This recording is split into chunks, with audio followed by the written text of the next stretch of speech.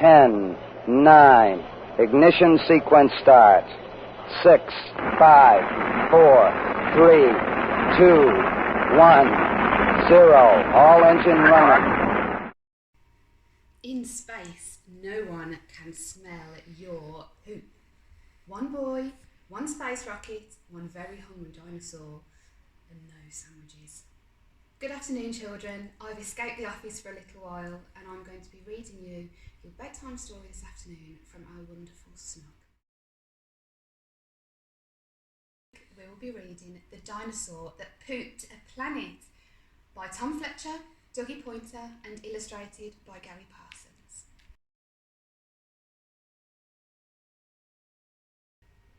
Danny and Dinosaur liked to have fun. Some days they had lots, some days they had none. One day they were bored. They had no games to play. Danny said, "Dinosaur, what shall we do today?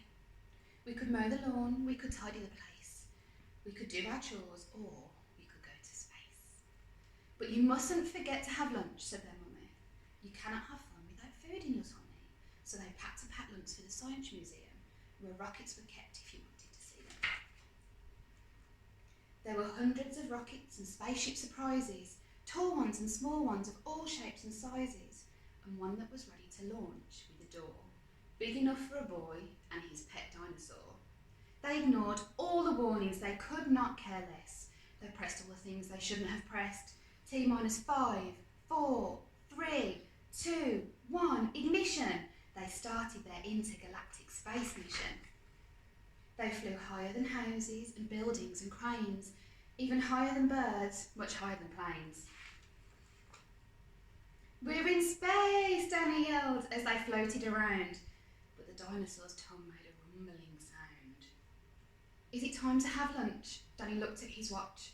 Then he looked all around for the dino's lunchbox. Danny started to worry, then he started to panic. They'd left their packed lunches back home on their planet.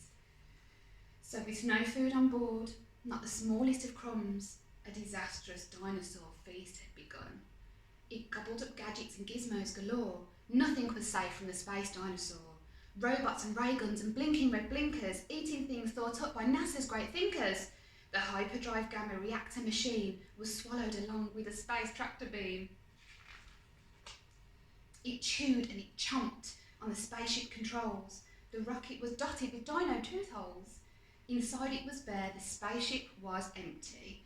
Outside there were more things to eat, there were plenty. It broke down the door with a cool ninja chop. Out in space, dinosaurs are much harder to stop. It chomped on the moon like a big chunk of cheese, then shoved even more in its mouth with a squeeze. It munched on the Martians from Mars and their cats. Their cats are like ours, but their cats wear cool hats. Satellites, Saturn and 6 supernovas, shape-shifting saucers and even space rovers. It guzzled 5 gallons of fuel from the tank, and Danny's jaw dropped when he watched what it drank. With a crunch and a crack and a nom nom nom nom, in one dino gulp, their rocket was gone. Now nothing was left. All Danny could see was a fat dinosaur where the rocket should be. And so they were stranded with no way back home, just Danny and Dino in space, all alone. Now Danny was crying. He cried and he cried. He cried and his tears filled the spacesuit inside. Unless they were going to stay here forever, the dinosaur needed to do something clever. With the feeling of guilt deep down in his gut, his brain brewed a plan involving his butt. He knew there was only one thing he could do. To get them back home, he needed to poo!